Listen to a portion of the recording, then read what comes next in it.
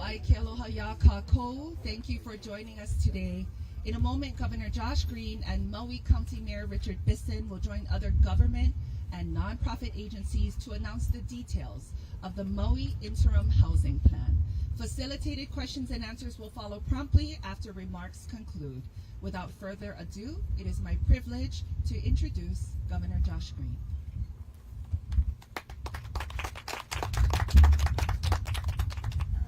Aloha, everyone. Thank you for joining us today. I'm just really going to kick us off, and much of the substance is going to come after me from Mayor and other partners like Mike Akane, CEO of HCF, CNHA's President, CEO Kuhio Lewis, our FEMA leadership, and definitely our Red Cross leadership. So the first slide that you see here is perhaps the most important thing that we're talking about today. Today we are announcing a formalized alliance, though we are always an ohana, but this is a formal agreement that we've gone into together to help make sure everyone in Maui is housed, those who have been displaced. So when we say we are talking about the state, Maui County, Hawaii Community Foundation, CNHA, FEMA, and the American Red Cross. And then of course we've had so much support from philanthropy as well. You'll see the details of that in subsequent slides. You'll hear us talk about what we hope to achieve, which we will achieve, which is to secure housing units in large numbers by March 1st, 2024. And then we also have some aspirational goals which we intend to meet for July 1st. We're taking this in bites because it's a very large lift to care for those families who have been without stable housing for a significant time. We all know that it is too challenging to continue to live in hotels. We need to get people into stable housing so they can move on with their lives. So this collaborative brings together this hui, as I mentioned. We are at a special place today, Maui Lani. I'm going to let the mayor describe what this place means and why we're here today. Let's go to the next slide. So the issue, over 2,600 people are still in hotels. I should say household units are still in hotels today. They've been in hotels for 5 months. We need more stable options in the next short term so that for 24 months, people can have a settled life while we determine permanent solutions. Hotels have been gracious partners with us and will remain gracious partners. We will still have some hotel relationships, but we have to carry forward our lives. And so the key contributors you're seeing in this hui are going to help solve the problem with resources, with plans, and as we build homes. So now I think it's the time for me to hand the mic over to the mayor, and then he and I will break out some of the additional details. Mahalo, Governor Green. Next, it is our combined pleasure to welcome Maui County Mayor Richard Bissen. Hello, everyone. Council members that are here, members of the Line Advisory Team, of course, our partners. First of all, I just want to say today is about collaboration. It's about commitment, and it's about certainty. Those are the things we are trying to achieve through this effort of collaboration. We are here to solidify our shared commitment to our memorandum of understanding that we will be entering into. Our partnership aims to address the immediate housing needs of not only individuals and their families that are currently residing in hotels. This is an ambitious initiative, we understand. This is a bold time for us to extend housing support for up to 2 years, up to 24 months on ours. If I could have the next slide. So the timeline and the transition we're talking about, this commitment, as I talked about, this collaboration, it holds all of us responsible, all of us standing here accountable to deliver on these options over the next several months. And again, with much more detailed plans and of course timetable. The objectives is to enhance the availability of resilient and affordable housing. We want to get people into safe, stable, and secure housing. We all want that. To provide support to those affected homeowners, to reinforce the housing infrastructure and the increased resilience that that's going to require, to align our housing solutions with the evolving workforce needs that are obviously being impacted by all of this, and to ensure the stability, as I mentioned, and that security that we all offer to our to our residents. Governor's going to join me now to go over some of the long-term housing details, midterm and long-term housing. Yeah. So, make sure we're on the slide there. This is probably the most detailed slide we're going to have today, although we're going to break out the money numbers here in a moment. Again, mahalo to everyone who's participated in this HUI. This has been a lot of heartfelt work and an incredible set of partners in Hawaii Community Foundation, CNHA, in this latest edition, because we've been working closely with Red Cross for quite some time in the county. So some of this success is possible, or has been made possible, because the county council took bold action. The council and the mayor passed a bill that has given us a pathway to get more people to rent their short-term properties into the long-term. That's really important. You're going to see why. Now look in that first column here in December. In December, we were still at 3,000 plus. These are households, right? That's over 6,000 people were in the short-term hotels, in hotel rooms, really wrestling, because we didn't have enough capacity to have people move into condos and houses. We had, in December, going right down this list, about 160 households in the host family program. Mayor did a great job with that because it's very affordable and it's local people, local money. And then we had these other categories which were not very robust yet, other places that people could go live. So that was December, and now we're making some good strides, and the mayor's going to kind of break out where we're headed now, and it's really significant changes as you look at now in March. So I just want to talk about why this place was selected today, and I want to thank CNHA for helping to arrange this location and this event. So behind me, over to on my shoulder to the right, there are 17 lots that the county still owns, and our plan, with the help of Hawaii Community Foundation, is to put 34 modular units or accessory dwelling units on those properties just as soon as we can order them and have them on Maui. There are another 17 lots that we're all sitting at right now that the county actually negotiated with one of our other partners, Nahaliwa Maui, and we're going to discuss with them the possibility of taking some of these lots and using them in the next 2 years to house, again, another 34 units on this side. The other pieces of property have already been spoken for by the Maui Health Foundation, and so we know that's being used in a positive way too. So as far as some of the specifics of those units, you can see the others that we have here, some that are happening right now and some that are soon to happen that we're excited about. For example, residences being cleared, having power, having water, having sewer, and those properties being available for people to return to their homes, those that have obviously been asking for that. So again, some of the other details, add up to about 1,500 of the homes that we're hoping, units. And there's more work to be done, everybody. I just don't want to fool anybody. But there's a lot of positives that are happening now. There's more to come, and we're excited and take questions. I did want to say something. I did want to thank Akaku and the radio stations that are putting this out live right now for us. Appreciate that. Thank you. So as Mayor reflects on that, then we're going to turn this over to Micah. You can see what he's saying when he says that right now we're making progress and we're now up to 1,459 available spaces for people to go live. In fact, Stuart is sitting in someone's living room right now of the future. Okay, this is going to be a unit, as Mayor pointed out. But our aspirations are to get enough long-term rentals converted over for us. We need that. And so if we can make an appeal, and I'll say it, and I know a lot of people are going to say, please look into your hearts, take up the offers that are being made by all of our partners, FEMA, DHS, CNHA. Look into your heart and rent your short-term rental long-term for a fair market value. Take advantage of the tax breaks, property tax breaks that the county has generously offered. That is where this 1,500 number will come from.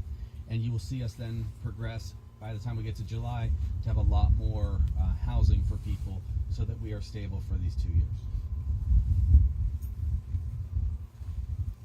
Mahalo, Governor Green and Mayor Bissen. Moving forward, please welcome Hawaii Community Foundation President and CEO Micah Kane. Aloha kako. This MOU is much more than just a funding agreement. I look at it as an operating agreement It's an accountability document, as Mayor Bissen said.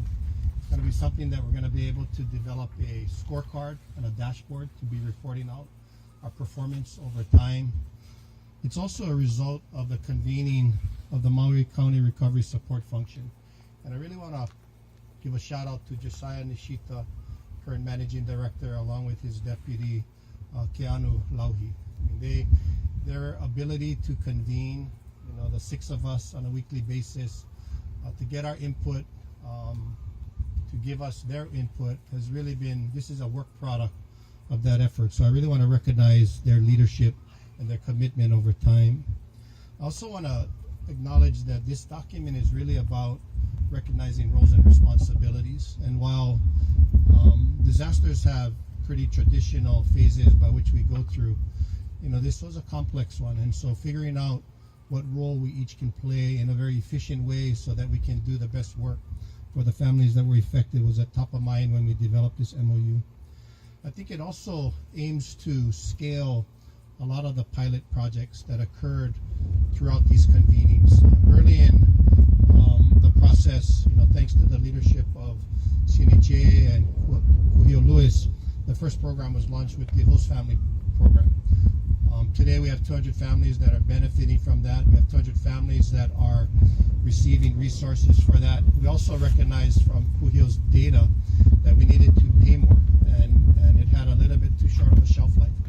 And so we increased that to $500 from $375 and up from $1,500 to $2,000. So we're hoping that's a little bit more of an incentive and a way in which the pilot project kind of reacted to the market demand. And so we think there's another 500 in there. I think based on what's in CNHA's pipeline, we think that's a very viable goal, and that's why that number is there. A couple weeks ago, we launched the short-term rental conversion program, the leasing program, again through CNHA out at Kihei. In the first 24 hours, 450 applications came in. So we think that there's promise there. We don't think our numbers are unrealistic, and I think Kuhio and his team are providing really good data to help us understand that market so that we can transact accordingly. And then finally, the ADU program that the mayor and the governor had talked about. Again, another pilot program that is being launched both by the county as well as CNHA that we think has huge promise for us. When you look at the 1,500 units that sit in the short-term rental or the specifically the short-term rental, we want to drive that number down. We want to do as much permanent build as possible, and I think that's really where our performance is going to be measured. So we're really excited about that. This really commits members over time. We're ready to roll up our sleeves. I think this is a major, not just a financial commitment, but a moral and value commitment that we should have to the people of Maui that were affected. And then finally, I just want to give a big shout out to Red Cross and to FEMA. They've been great partners. Red Cross really stepped up, in the host family program in partnership as a major funder. They've been at the table with us, at every week. And I also want to recognize Bob Fenton from FEMA. I mean, the guy's a bull, and we just really appreciate, his presence in the work we're doing. So on behalf of our organization, really want to thank you folks for the work that we're all getting to do. Mahalo. Mahalo, Micah. Up next, it's my pleasure to introduce Council for Native Hawaiian Advancement President and CEO Kuhio Lewis. Hello, everybody. There's one slide that we kind of skipped over, so I'm going to help Mike out over here. This is the funding slide. You want to come explain the funding slide? So this is essentially what's going on right now is everyone's throwing some money in and focusing those resources on housing. We know it's priority one. So of course, coming in big is our federal government, FEMA. The state of Hawaii is also committing a large amount of money, $150 million. The county of Maui is committing $40 million. Hawaii Community Foundation with $50 million, and our PNOT $5 million from our Kako'o Maui Fund, as well as another $5 million from other philanthropy. But this is again a coming together of all of the entities, and I think this is an underlying challenge that survivors might be seeing is like there's so much going on. How do we access it? How does this matter? How does all of these different programs, whether state, county, private, how do they work together? And so this today is, in addition to just, it's about here's the plan. Here's how we're all working together, how these resources are going to support a path forward for us. I want to give recognition because I just think it's important that, you know, everybody has kulana, they all have responsibility, they have a role. And, you know, I want to give a shout out to those that have been down in Lahaina on the beach calling for housing. You know, this is, at the end of the day, this is in response to that kahea. Like, we also recognize how important it is, and now we're responding. So shout out to you guys. Thank you for holding it down, for keeping the pressure on. Also, our Lahaina Advisory Committee, who's here today, members of them are here, you know, who got to feel the brunt of it from that community. Mahalo for your kokua. I also want to thank the over 200,000 donors that have supported both Hawaii Community Foundation and CNHA's funds and other funds out there. This today is a result of all of your contributions. So your money's at work, and I think it's important to recognize all of those donations that have come in. Mahalo nui from really the bottom of our heart on behalf of the Maui community. We're now going to start ensuring those monies start hitting the mark in terms of housing. A constant theme that, you know, has emerged from survivors that we've experienced and heard is that it's so difficult to navigate the myriad of programs that are out there. And so we launched the Kāko'o Maui Resource Center, which over 4,000 people have taken advantage of. We've appealed FEMA decisions through that resource center. We've been very successful. And, you know, whether it was Red Cross resources or whether it was even mental health challenges, that has become a go-to for our community. It's a cultural-based approach to helping families where they need it. Now we've launched an online version, helpingmaui.org. So, you know, for those that can't physically go to Kāko'o Maui's Resource Center, go online. The same resources and information that's available at the Resource Center will also be available on helpingmaui.org.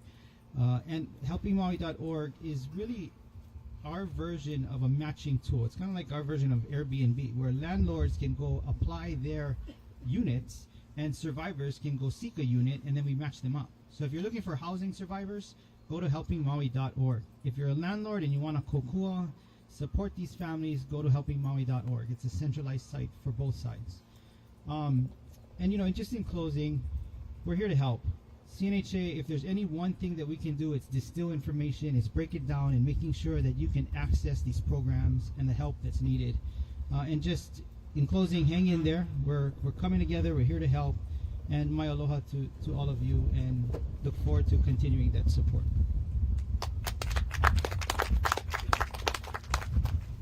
Mahalo Kuhio. Next, please welcome FEMA's Field Coordinating Officer, TJ Dargan. Good afternoon, everybody. I am the Federal Coordinating Officer for this disaster. Regional Administrator Fenton couldn't be here, but he sends his best to you all. I'd like to thank Governor Green, Mayor Bissen, and the people of Hawaii for welcoming us into their lives and guiding our combined efforts towards recovery. Recovery takes a whole community. Due to authority limitations placed on the government, having private sector and nonprofit partners like the Council for Native Hawaiian Advancement is essential to providing additional resources to survivors. FEMA supports the MOU that the state has entered into with CNHA, as this will be critical to our collective partnership in helping those who are displaced, especially the most vulnerable. We applaud the efforts and acknowledge the important role that CNHA and other nonprofits have in providing critical housing resources to survivors. FEMA will continue working closely with state, county, ARC, and CNHA to house and assist survivors on their path to recovery. To date, FEMA has approved more than $41 million in assistance through the Individual and Households Program. $15.7 million has been provided to in rental assistance to 3,861 households. Approximately 300 households have received or applied for continued rental assistance. Hopefully through partnerships like this one, this number will increase.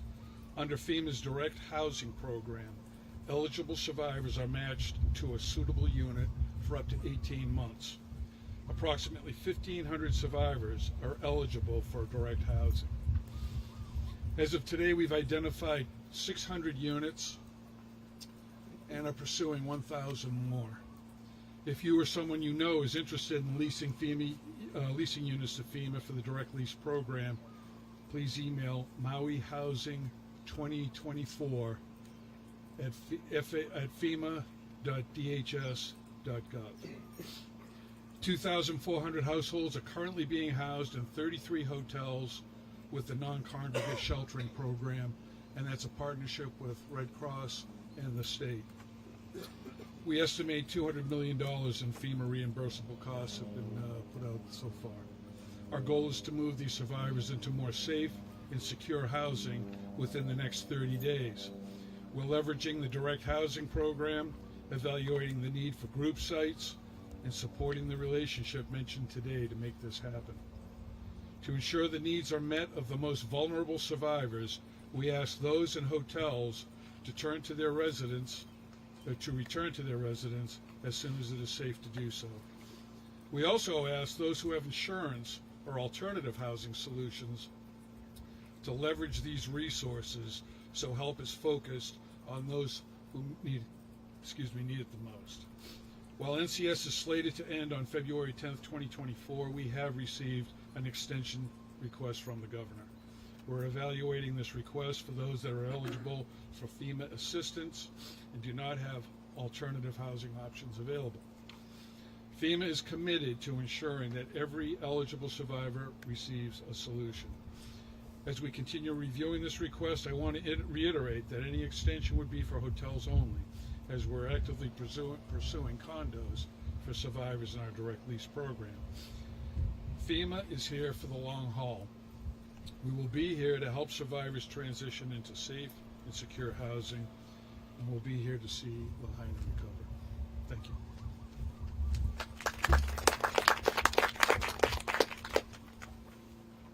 Mahalo, TJ. Next and finally, I'd like to introduce American Red Cross Assistant Director of External Relations, Mary Simpkins. Aloha, everyone, and thank you. I'd like to begin by thanking Governor Green and Mayor Bissen for their leadership and dedication. I'd also like to thank the Council for Native Hawaiian Advancement for their close partnership, and I'd like to thank Kumuhina for the blessing today. Since the night of this disaster, when we opened the first 2 temporary emergency shelters, we have now served over 1 million meals to residents in our shelters in partnership with FEMA and the state. At the peak of the non-congregate sheltering program, there were over 8,000 individuals in hotel temporary emergency shelters.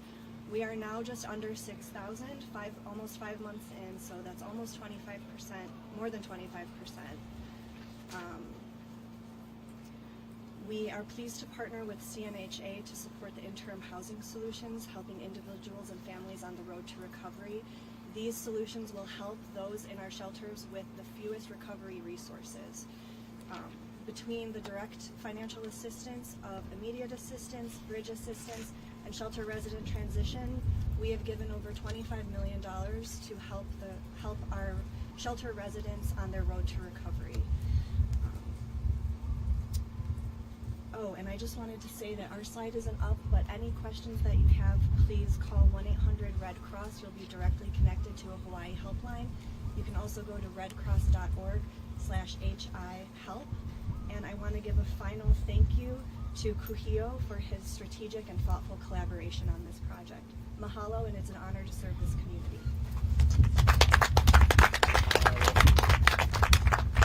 Mahalo, Mary. Now I would like to welcome questions from the media. Please raise your hand and await my acknowledgement, at which time you will be asked to state your name and news organization before proceeding with asking your question. In the spirit of allowing, Chelsea already has her hand up, you'll go first. In the spirit of allowing everyone in attendance the time to ask a question, we kindly request your kokua in raising one initial question per media outlet. You're welcome to ask additional questions after all media outlets have had their chance to ask a question. Mahalo nui, and Chelsea, you're up. Hi, Chelsea Davis, reporter for Hawaii News Now. I know there's been some controversy surrounding development in Maui Lani with Iwi Kupuna. Just wondering if that was taken into consideration with this announcement and if it was included in this part of Maui Lani. Chelsea's question is around the site that we're here today at Maui Lani and Iwi Kupuna, potentially some controversy over that. Thank you, Chelsea. We will make sure that we have cleared all of those before we begin doing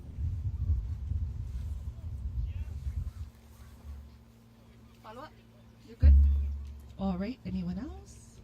Yeah, I'm KITV. Do we have a number of short-term vacation rental owners who are interested in housing fire survivors? His question is around, do we have a number of interested short-term rental vacation owners who want to participate in the program? Okay. I should probably provide some clarification. There's multiple different initiatives going on. FEMA has their direct lease program, which I believe I heard him say they have about 1,000 units that they're working on negotiating. CNHA is also some form of a leasing agreement. We have in our portal, we have over 600 interested short-term rental owners. I'm not sure the exact number with FEMA, but I heard him say 1,000. So it's coming around. So over 1,000 for sure. Just so people remember the complexity of this question. So on the one hand, you have individuals that qualify for the FEMA programs, and so they're handling that population of households. They already have essentially 600, and they're moving on the large number of additional people that have reached out. That's the 1,000 number. And then those who have not qualified for traditional support because they were either displaced in other circumstances or they were immigrants that weren't citizens, people from the COFA states. Those individuals we all are also going to be supportive of as members of this family. And they are going through the programs that are being spearheaded by COHIO at CNHA and Department of Human Services, and that's why you see some federal dollars and some state and philanthropy dollars, and you have those two tracks. So as of January 2nd, the county's Department of Finance received 50 requests for exemptions. That's just one way to count how many people are converting from long-term to short-term. They're requesting the exemption, but they're given until January 31st to make that request. So we still have time before we can get you a true number. I just think I should add that. I think I should add that there are, according to the county tax records, there are over 27,000 short-term rentals in Maui County. So there's a lot of rentals that still got to come forward. In our experience in talking with a lot of them, they're just trying to understand the program better, understand the tax incentive better. And so that's kind of what's underway right now is we are educating them. We are trying to get them comfortable with the program. So we expect more to come forward. Stu? Yeah, so following up on that, on Trujillo's, what you were just saying, this seems like a lot of work. I mean, we're talking 1,500 in total right now. You're talking to people, the mayor's having to talk to people. Can you explain to everyone how these negotiations happen, just the mechanics of going from 50 in December to 1,500, hopefully in March? Stu had a very long question, which boils down to, can you walk us through 50 now to 1,500 the end of the program? How did they do it? Right, the mechanics of that process, the number change. So I'll have FEMA add some complexity to this answer too. So right now FEMA is negotiating with a lot of support.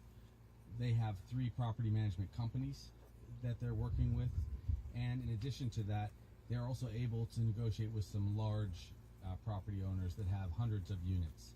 So our hope is that not only do we get people coming forward because of the tax benefit and because people are getting fair market value for their short-term rentals for these 2 years, but also large groups of people can enter the program.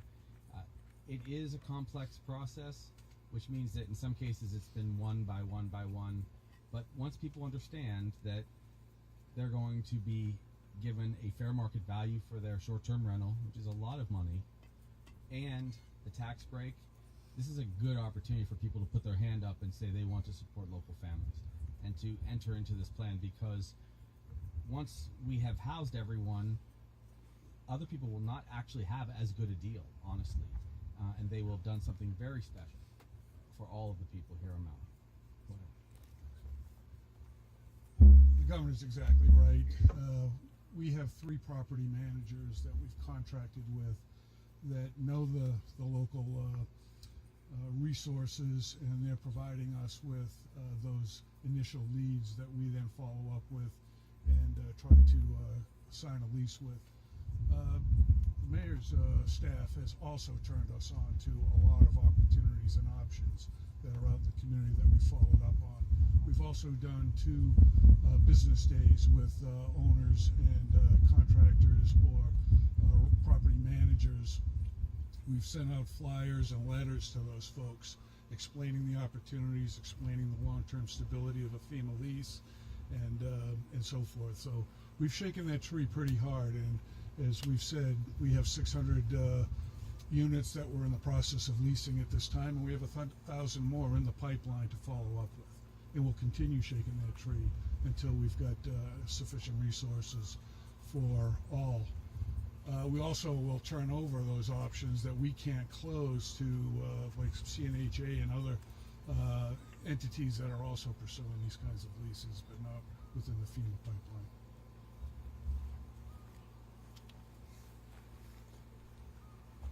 Mahalo. Paul? Paul Aker, Maui Alert.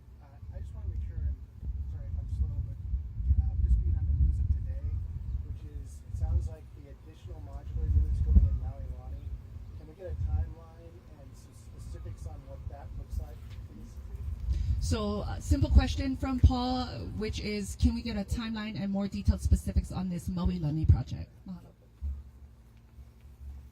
I think the purpose of today is multifaceted. One is to highlight a project that's coming, an actual build. This is a multifaceted approach to tackle housing. This is one of those approaches. We're going to be building houses. The other is short-term rentals. In terms of Maui Lani, we're looking at a 3 to 4 month build to develop on these 17 lots, 34 units.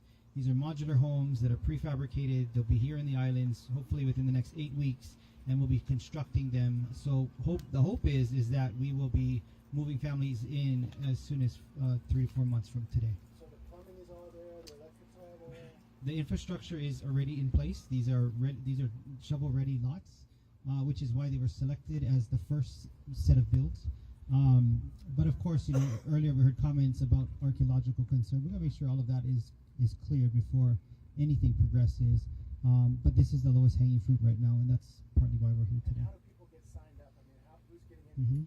So there's going to be a process, or of course we're going to probably prioritize those that have families first. But we haven't determined what exactly that criteria is. We'll be working with the county to figure that out.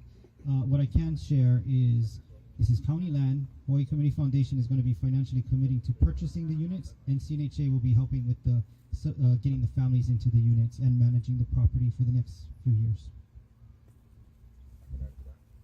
Thank you for that. The other reason is we own this land. This is owned by the county, so we don't have to negotiate with a landowner.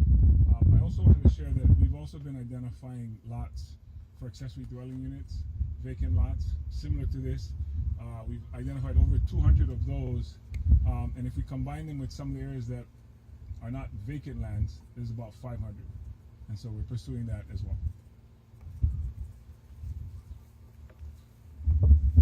Allison, I do see you, but I'm going to go home rule and give to Wendy first.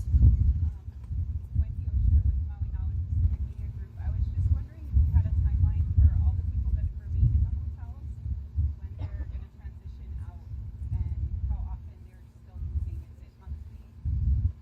So the question is around the timeline for those still remaining in hotels, the timeline regarding moving them completely out. Right now, our goal is 30 days to move those FEMA-eligible families out of the non-congregate sheltering and into our direct lease program.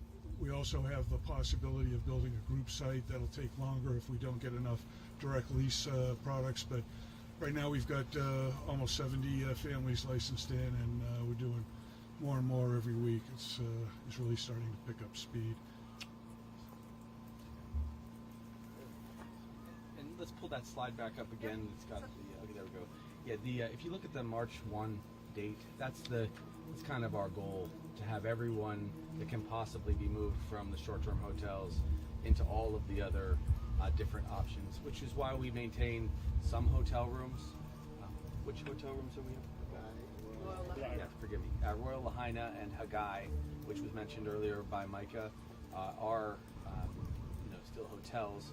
There are a lot of different types of people in the circumstance of being displaced. Some, of course, are workers at the hotels, single men or women that are there already. Makes some sense. So we're trying to make sure that each family circumstance fits these many options. But the quicker we get people out of the short-term hotels, the sooner they have some normalcy in their life. And also, it's just very difficult to stay in a hotel with that little space. So that's the reason. And let me just say, from a heartfelt space, we would have loved to do this sooner rather than later. It's just a long, complex process to build or to get a major transition from short-term rentals to long-term rentals. Now that the holiday season has passed, is more than time to give every possible option. And we've begun the process in some cases, but as you can see, and you heard before, about 25% of people have been able to be moved from short-term hotels. And to address the portion of your question about hotel moves, our next big move is not scheduled until the end of the month, but even that, like all hotel contract deadlines, our national lodging team is actively working to extend those for as long as possible to ensure the stability of our clients. I also want to mention that as individuals and families move out of their temporary emergency shelters, our shelter resident transition teams are standing ready to answer any questions and concerns and treat each individual as an individual and make sure that they're comfortable moving into their next chapter. Thank you. Okay, Allison, I appreciate your aloha kindness and most importantly, patience. Go for it. So Allison Schaefer's with the Honolulu Star Advertiser. Earlier, there were a couple of sticks that were discussed to try to get us to the short-term rental conversions that we needed. Among those was a possible moratorium, as well as maybe tax increases for those that weren't participating. What benchmarks would we need to hit in order to, are those still, I guess my question is, are those still on the table? And if so, what benchmarks would we need to hit to avert either one of those, or are those going through regardless? So I think if I could sum up the question, it's around a status update, if you will, and that moratorium and the tax incentive from the county. Well, the tax increases if you don't participate. Tax increases if you don't participate. One of the large purposes today was to show you this slide. And if we meet these milestones, it's very unlikely we'll need to invoke the moratorium on short-term rentals. You heard good news today, and we're giving you so much data, we have had some concern that some of the key points could get lost. One of the key things that's been shared was the fact that FEMA already has had 600 successful encounters to get people into contracts so that we can get people into long-term rental status, and another 1,000 that are kind of teed up. That alone, if we have great success there, really will meet most of that part of our priority. Again, we are not going to allow people to go without shelter or to become homeless. So we're going to update people every about 2 weeks, but it looks like we are good until March 1st at this rate already. And we would really like to have a long game on the way we address short-term rentals, which is give people an opportunity, if it's possible, for them to gradually transition from short-term rentals to long-term rentals permanently. You will see legislation from our administration this year that will give people some tax incentives if they transfer out of the short-term rental market and sell their home or lease their home to local families. It's going to be a signature part of what we work on for this year at the legislature. As far as the county and in having to increase taxes, I'm glad we have some of the council here today. As we explained to them, it really depends on what our revenue loss is from those who participate in the program. You've heard multiple approaches to trying to get people into longer-term housing. So it depends on whether or not we needed to use 2,700 short-term rentals to get that to happen. If we don't have to on our end, then that'll impact our loss of revenue. But if a big part of that is ours, I'll be going to the council asking for increase in taxes for all the other units that did not participate, so they can help by making up and shoring up that shortfall. Mayor, do you know how much you're proposing to ask for, or would that depend on? No, so it depends. The short-term rentals, the timeshares, and the non-owner occupied homes are taxed at different rates, approximately $5, $8, and $11 per $1,000 that they earn. So if they all come from one of the three, then that'll tell us what our lost revenue is. If they spread out between the three, obviously we got to do more math. But we're gonna, if we lose 20 million, for example, then we're gonna have to raise taxes that equal $20 million or more if it has to go to the recovery. But that's why we can't give you a number right now until we know how many people participated.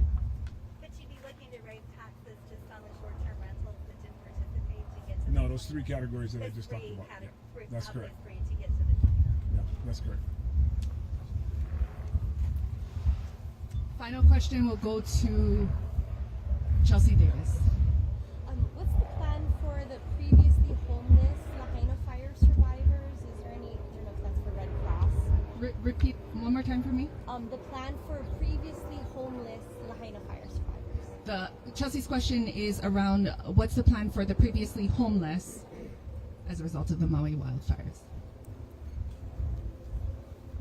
Thank you. So, remaining households in the non-congregate sheltering program that were unable to provide verification that their primary dwelling was directly affected by the disaster is under 15 households, and they are all being connected with resources through community partners.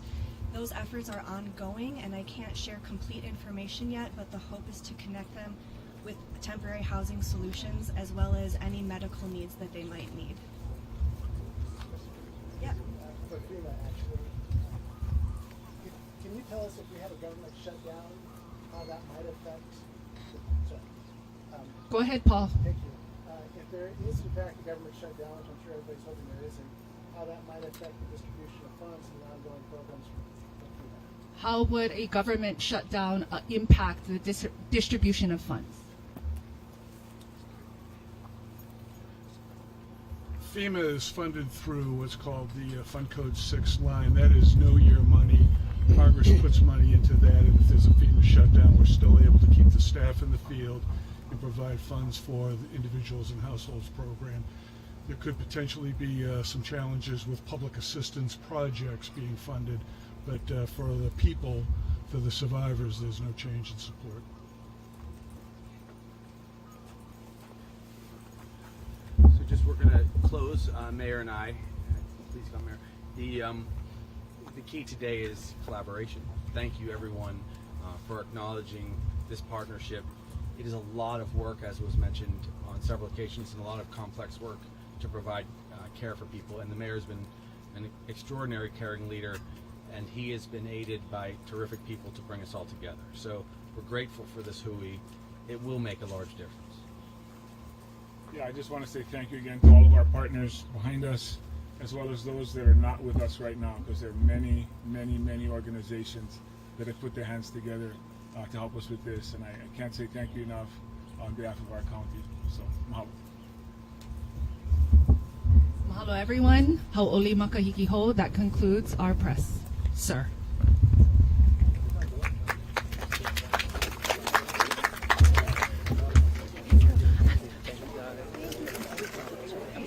It doesn't matter.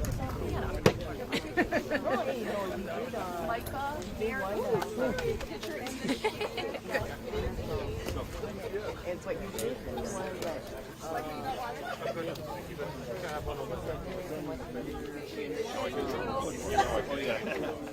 that